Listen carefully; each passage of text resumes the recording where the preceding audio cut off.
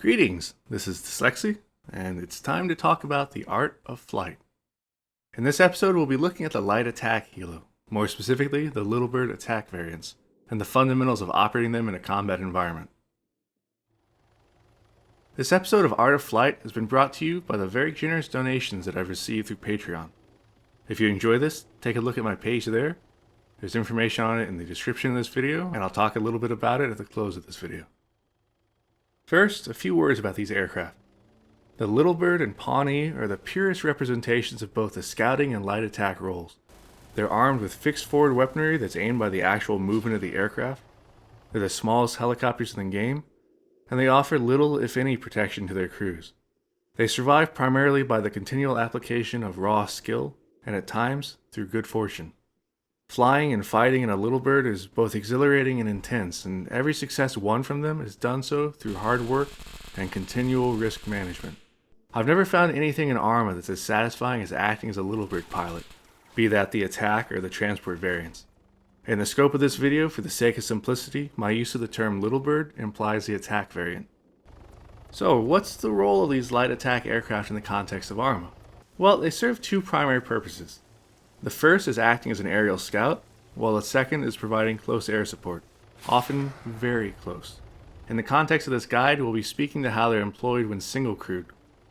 We're looking at two main aspects of their employment: how to survive in a helicopter that's fragile and vulnerable, and how to fight in an aircraft that has fixed forward, unguided weaponry. These are the fundamental skills one must develop before they can act effectively in the support of troops on the ground.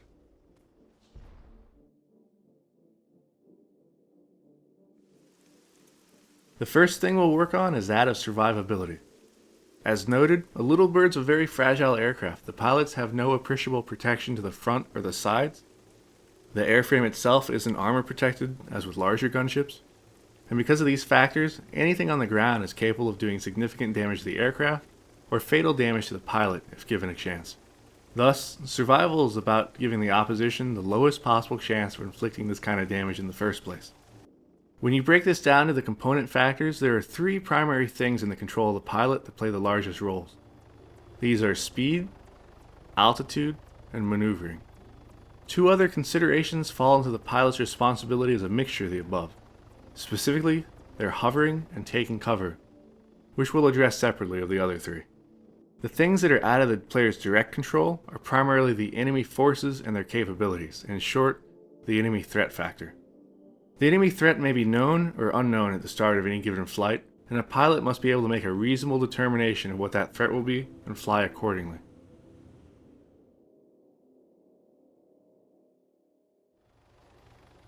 Let's talk about those pilot factors now. These are all heavily intertwined, so I'll cover them individually and then address them in their intertwined nature afterward. First up is speed, and speed is life. The faster you fly, the harder it is for the enemy to hit you.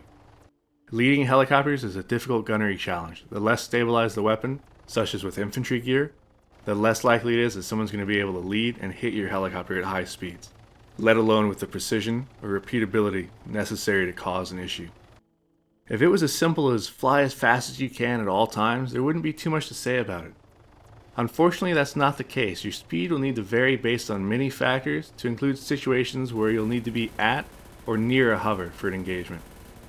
You'll continually be conducting risk assessment and management as you fly in a combat situation. It's just the nature of the beast.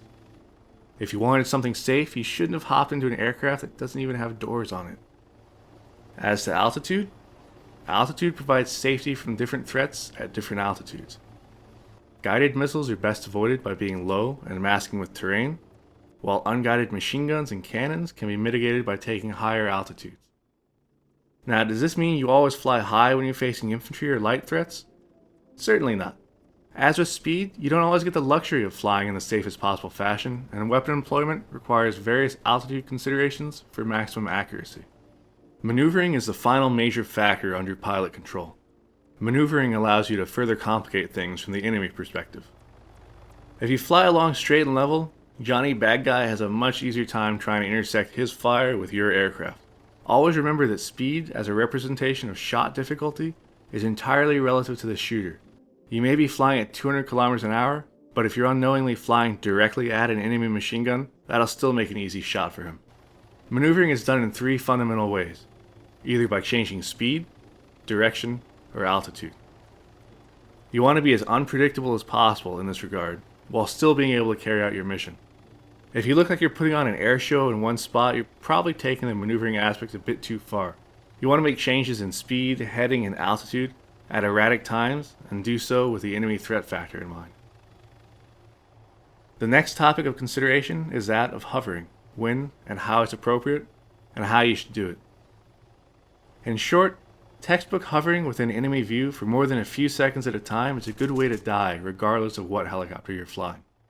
Being at altitude is not an excuse to come to a dead hover for any extended period of time, and hovering low to the ground is a good way to give the enemy their national equivalent of a silver star for taking down a pesky helo. If you're using auto hover in a combat zone, you are doing things wrong. Now, this isn't to say you can't move slowly at times, as you certainly can. You just can't generally come to a dead hover and stay there. Hence the name. What I've adopted, I like to call a drift hover. This is where I make sure that there's some lateral drift relative to the direction I anticipate the enemy being. It doesn't have to be much. You just don't want to be hanging perfectly still in the air, inviting a precision shot into the cockpit. A drift hover can be used even while doing very precise minigun fire. Just remember that you have to stay aware of the direction you're drifting. Check it every few seconds so you don't inadvertently collide with a tree or something else embarrassing.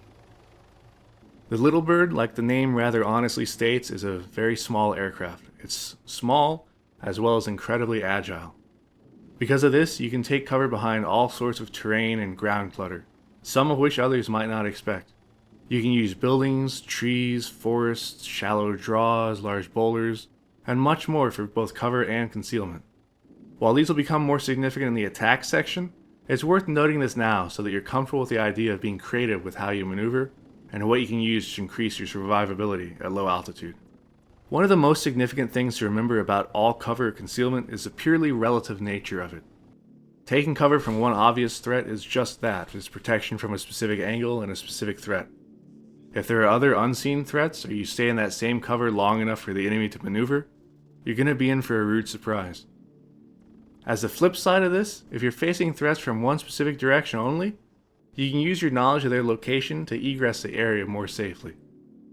Keeping a piece of hard cover, even concealment or a small piece of cover, between you and the enemy can allow you to fly away from them, out of their engagement range, before ever having to unmask from that cover.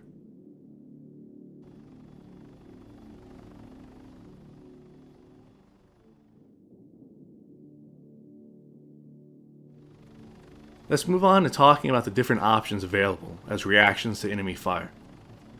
When you take fire, what you're trying to do is get either distance from the enemy or mask from them.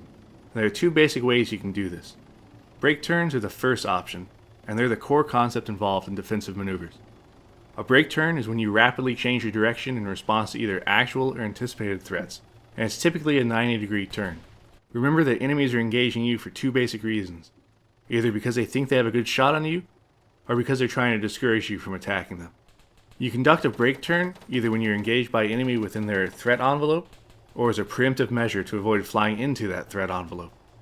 Broadly speaking, infantry can force a break at closer ranges, whereas vehicles cause it to happen at extended ranges due to their more accurate weapon systems. There are 2 variations of the break turn. The first is the purest form, just a simple break turn. This is when you turn either perpendicular to the threat or a bit past that. It's hardest to hit an aircraft that's flying perpendicular to the shooter, as that makes for the largest lead. By turning a bit further away, you can put greater distance between you and the threat faster, as well as present less of yourself to their gunfire. As far as the enemy threat factor, the best thing to remember is that while you don't have armor of any significance in the frontal arc of the cockpit, you do have a big chunk of aircraft sitting right behind you, as well as below your feet. If you take unexpected enemy fire, one of the easiest go-to tactics is to roll and pull away, such that instead of giving them an angle into the cockpit, you're forcing them to shoot at the bottom or rear of the aircraft. If you can see where their shots are coming from via something like track IR, you can finesse your turn to get the source masked by the rear structure of your aircraft. You may take engine damage or other damage in the process, but that's far better than taking the rounds yourself. The other variation is known as a break low. This is when you do an evasive break turn, followed by a rapid descent or corkscrew to low altitude, and then mask with either terrain, buildings, trees, or anything else that might present itself. This should buy you the opportunity to extend out of their engagement range and then come back later and retaliate. In the unfortunate event that you have a guided missile fired at you, this is the only way you can survive it. The Arma 3 AH-9s, unlike the Arrowhead AH-6s, don't have flare dispensers or any anti-missile countermeasures. A break-low maneuver is the go-to tactic when engaged at altitude by enemy autocannon or similarly lethal threats. Basically, the faster it can shoot you down, the more likely you're going to use a break-low to evade it. Aside from braking, jinking is the other core aspect of evasive maneuvers. Jinking happens when you're trying to avoid a continuing engagement or prevent a solid single shot attempt. Jinking involves making rapid changes in direction. As an aircraft, this means you'll be using all of your inputs, cyclic, collective, and yaw, in order to make it harder for the enemy to predict your path sufficiently to throw bullets, cannon shells, or other unguided munitions into your aircraft. Jinking usually happens when you come under attack in a situation where you aren't able to make a brake turn to evade it, and is generally performed aggressively while you attempt to gain either distance or occlusion from the enemy. As noted earlier, your normal maneuvering should include altitude, speed, and heading changes on a fairly regular basis. Jinking is taking that same idea and cranking it up to 11.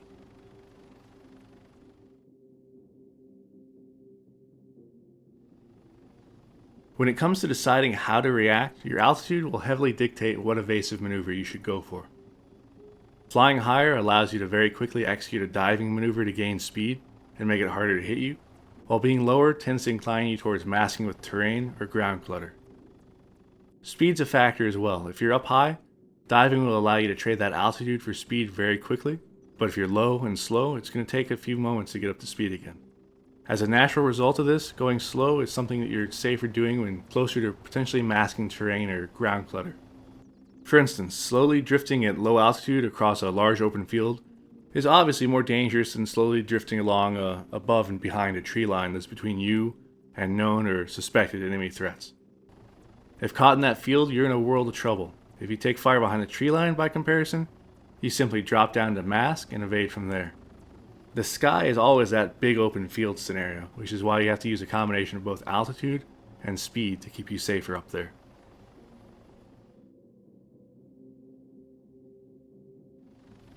So surviving is one side of the coin and attacking is the other. Everything you know about survival will come into play during your attacks, either through helping you to conduct risk management in general, or as an aspect of setting up for or prosecuting engagements.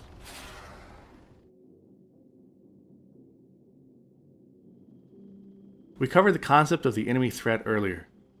To go further into it, let's look at what the different threat types mean to us, not only when it comes to survival, but also the employment of our weaponry. There are 4 basic classes of threats from enemy forces, with each having a spectrum of capabilities. The first is infantry small arms. On the low end, this is basic rifles and light automatic weapons. On the high end, it's medium machine guns. You'll either see tracers or hear cracking if these are passing close to you. Next up are heavy weapons. The low end are 50 caliber or similar heavy machine guns, either vehicle or tripod mounted, while the high end are autocannons firing explosive ammunition.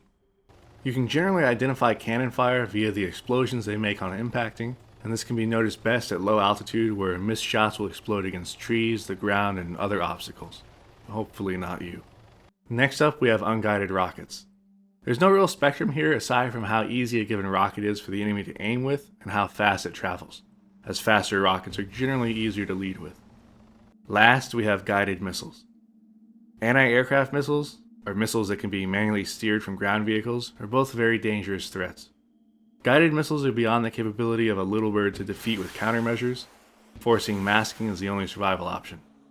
Whereas missiles manually steered from ground vehicles can be dodged or masked from, if you know they're coming.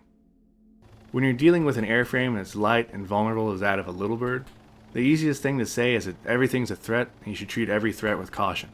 It's not as simple as that, however. While a rifleman can kill you dead just as easily as a heavy machine gun bullet can, there's a big difference in how likely and how severe the average hit will be. Not just to your squishy body, but the airframe itself. Platforms with stability are more dangerous. This is why heavy machine guns are such a dramatic step up in threat from an infantry's machine gun, particularly when they're aiming significantly above the horizon, as they often have to do to engage helicopters. The stability that the weapon mount offers allows for much easier leading and consistency of fire. From there, It's another step up to have more than just a kinetic round. This is what makes an autocannon such a horrifying threat. If one of those rounds hits your aircraft, you're probably going straight to an emergency recovery of some sort. Heavy machine guns can rip you apart in a burst, but an autocannon may only need a single hit to do irreversible damage. Autocannons also tend to have better optic packages than your average heavy machine gun, and are almost always mounted on some kind of vehicle that's beyond the basic killing capabilities of your stock Little Bird. So not only can you be torn apart by their cannons, you also have very little recourse to defeating them. Rockets are a close-range threat only. They're typically dangerous at under 200 meters and grow less so out to about 500 meters, where you can reasonably expect any hit to be mostly luck. The less predictable you are, the faster you move, the higher you fly, all of it factors into how hard you are to hit. Now, missiles are the bane of the Little Bird. While your ego may tell you that you can survive in a missile environment, the odds are very much against this. The AH-9 has no countermeasures. If a lock's acquired and a missile launched, the only chance you have is to dive for the deck and hope you can get something between you and it before it hits. And the odds of that are not very high. Now, while the AH-9 has no countermeasures, it does have a missile launch warning system which will sound an alarm and indicate the direction and distance of the incoming missile on your HUD's radar. The warning system is really just a high-tech way of telling you that you're about to die, so if you want to live for a while, stay out of the missile-defended zones. A single missile hit can knock out your engine and immediately force an auto-rotation.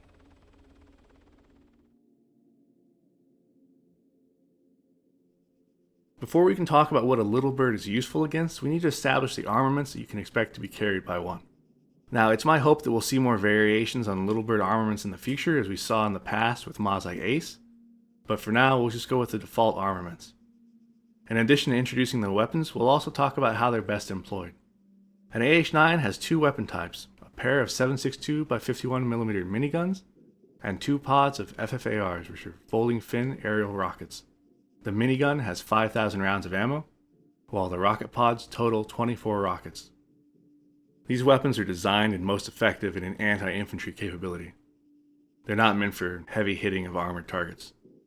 The minigun's 5,000 rounds give it quite a bit of firing time, and the round it fires packs significant penetration capability against structures. This weapon is very effective against both infantry and light vehicles. When employing it, you're best to do so from as far of a range as you can accurately see, aim, and hit from. Take advantage of the fact that the bullet spread will saturate a larger area over distance. And remember that the further away you are from the enemy, the harder it is for them to engage you with small arms or similar. A few rifles or machine guns that are firing at a small target floating 800 or more meters away is a much harder target than you'll have through spraying their area with thousands of rounds a minute of minigun fire. Whenever possible, you'll want to be extremely precise with your first burst on any given target. You need to understand how the bullets will drop over range and be able to compensate for that. The first burst is where you'll see the most effectiveness, as a target likely won't see it coming or have time to react. Missing with that first burst will give the target and anyone else around them time to displace or take cover, so make sure that first burst counts. The Little Bird's rocket pods are best employed in one of two fashions, either to smash a cluster of enemy infantry, or destroy light armored transports that the miniguns couldn't otherwise damage. Your goal should be to use these very sparingly, only fire as many as needed to deal with the threat. Being able to pop a single rocket at a time is a good skill to develop. Some things, like the MRAP vehicles, will need a pair or more to have good effect, but almost any infantry situation will be best served by deliberate single rocket shots. Remember that your accuracy depends heavily on your relative movement. You want to be flying straight and steady towards a target before firing, else you're likely to see the rocket veer off to one side and go where you weren't expecting it to. Always remember that these have a very poor effect against armored targets. Even the lightest armored vehicles will require several hits, and heavy armor is virtually immune to them. The next thing we need to establish is the difference between plunging and grazing fire, and how this applies to both the rockets and miniguns equally. Plunging fire is where the aircraft is firing more or less perpendicularly to the terrain the target's positioned on, from a generally high angle. Plunging fire tends to happen during dives, though it's not exclusive to that, which generally means that there's a limited amount of time to take a shot before you've either flown into the range of enemy weapons, or, worse and more embarrassingly, terrain. Plunging fire is generally used for rockets. The reason for this is that it helps to minimize the potential for misses. If you're off in aim by a few meters, the rocket will still impact close enough to the target to cause harm. Rockets are also easy to fire from a distance, permitting a break turn long before coming into the effective range of enemy fire. However, Plunging fire can also be used with miniguns, so long as you stay aware of your distance from the enemy and don't allow target fixation to draw you into danger. There are also circumstances such as hillsides where plunging fire happens with the aircraft in a level attitude, which negates the main risk of the tactic, which is inherent in the typical diving nature of it. Conducting a plunging attack while in a dive requires knowing the exact performance characteristics of the aircraft, such that you're able to pull out of the dive long before you're at risk of colliding into the terrain. Target fixation during a dive is one of the leading causes of pilot death. Don't chase your target into the ground. You can always make another pass if this one doesn't work out. On the other hand, grazing fire is when you're firing parallel or reasonably close at a shallow angle to the terrain or target from nearly the same altitude as them. This is generally to be avoided with rockets, as a rocket being off-aim slightly can cause an impact either hundreds of meters short or hundreds if not thousands of meters long, which is wasting what is ultimately a very limited asset, as well as throwing ammo into an area you weren't intending to, which is a recipe for friendly fire. Miniguns, however, mitigate this through both the rate of fire and the ammo capacity, as well as characteristics like ricocheting. One other distinction between plunging and grazing fire is how the aircraft appears to the enemy. A plunging attack from high altitude may not be obvious until rockets or bullets start landing around people. They may not otherwise notice the aircraft running in on them before it's too late. Firing into the air is also more difficult for infantry to do, though the same can't be said of stabilized or mounted weaponry. Grazing attacks tend to be at roughly the same plane as where the infantry would normally be scanning, which means that a grazing attack will be safer to execute from longer ranges, whereas plunging attacks can happen at closer ranges and higher altitudes.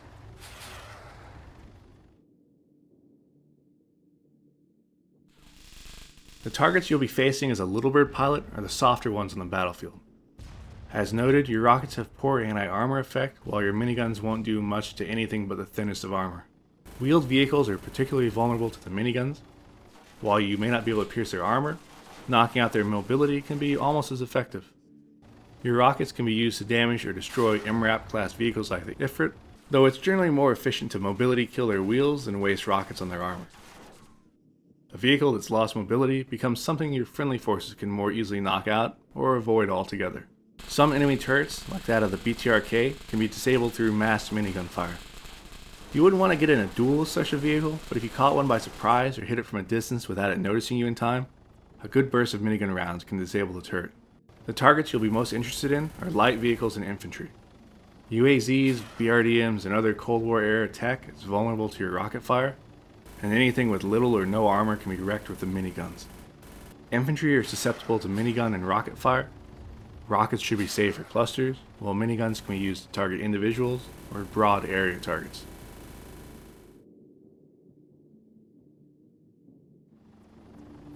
Aside from the distinction between plunging and grazing fire, there are several distinct attack types that can be utilized in a Little Bird. We'll cover these in the order in which they tend to be applicable, from low threat to high threat environments. The first is a slashing attack. In this, the aircraft makes an attack run and continues over and past the target after firing on it. This is only done when you're reasonably certain that there's no abnormally increased risk by flying past the target. For instance, repeated attacks on an isolated enemy element might benefit from doing slashing attacks from different directions, so long as they remain isolated.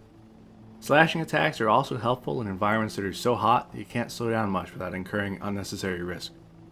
Remember that doing a slashing attack simply means that you're flying over or near the enemy and passing beyond it.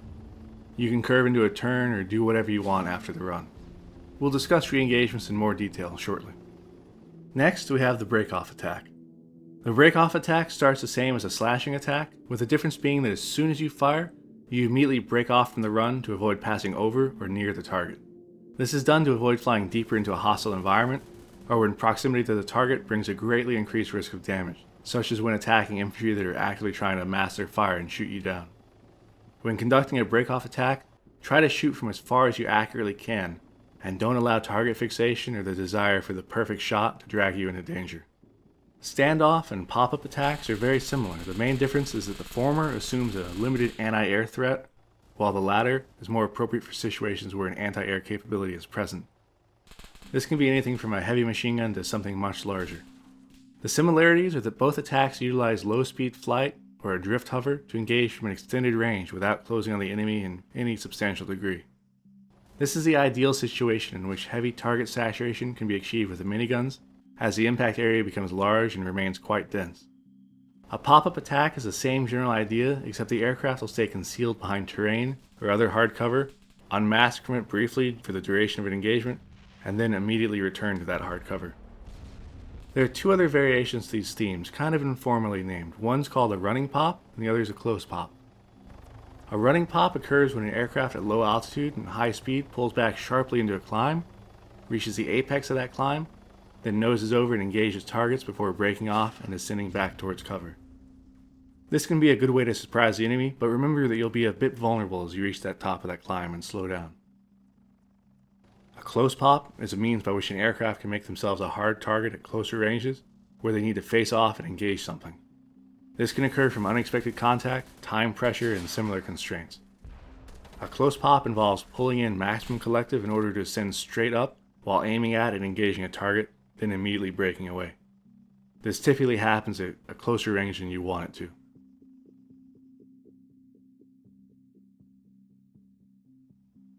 Re-engaging targets can happen in a variety of different ways. The one thing you want to try to avoid is being too predictable. Whenever possible, it's helpful to attack from new directions and not develop a routine that the enemy can anticipate and ambush you during. The unfortunate reality of supporting troops on the ground means this isn't always as easy as it sounds. Sometimes the geometry of friendly and enemy positions restricts you to specific ingress and egress directions. When that's the case, exercise extra caution. Try to fire and brake from longer distances, and continually be managing risk in your mind. There will be times where you have to get closer than you want to because of the proximity of enemies to friendly forces, and this is just an inherent factor in being the close support that you are. There are 3 basic ways to bring yourself around for a re-engagement, with endless varieties of how to execute each of these methods. The first is simply making a turn. This can be a high-speed turn when close to the enemy, or a slower one when further away. Turning, mixed with low-level flight and masking with terrain, allows for a pilot to set up for a re-attack, without the enemy knowing exactly where that attack will come from. The next method is a sliceback maneuver. A sliceback is a climbing turn that's rolled about 45 degrees to the left or right. As you reach the apex of the climb, you begin to come around and descend again. This allows you to maintain a lot of movement and speed relative to whatever you engaged. Slicebacks are excellent when the threat environment is particularly hostile towards slower flight and you need to keep your momentum up. The final maneuver is known as an ag turn, also called a return to target turn. In the example shown here, green chem lights illuminating smoke indicate friendly positions, while red chem lights and smoke indicate the target, revealing a situation in which only a few narrow lanes can be used to safely strafe the target area. Ag turns can be used in this sort of situation in order to more rapidly re-attack a target while keeping the ricochet hazard of friendlies down. Ag turns allow you to very rapidly decelerate and turn around more or less in place. To accomplish this, you make a cyclic climb to bleed airspeed and gain some altitude, then use rudder to yaw, reverse your direction, and end up diving back down in the direction you'd come from. At the peak of the climb, you're moving very slowly relative to the enemy, so this maneuver should not be done when actively being engaged by enemy forces at any range in which you think they can reasonably hit you. Ag turns are best when you're further away from the enemy and you have a need to maintain your relative bearing from them, such as when setting up for a standoff attack. The further away you are from the enemy, the better. Today we've covered the fundamental tactics involved in surviving and attacking in the Little Bird. Mastering these core concepts is essential and acts as a foundation from which your capabilities as a close air support pilot will be built upon. In the future of this series, we'll go more into detail as to what exactly supporting troops on the ground entails, and how these different techniques can be applied to a wide variety of combat situations. If you appreciate this kind of content and would like to help support my efforts to create it, please feel free to check out my Patreon page, which can be found here. To those of you who've already supported me, thank you very much, and I hope this episode has lived up to your expectations. Thanks again, and until next time, take care and good hunting.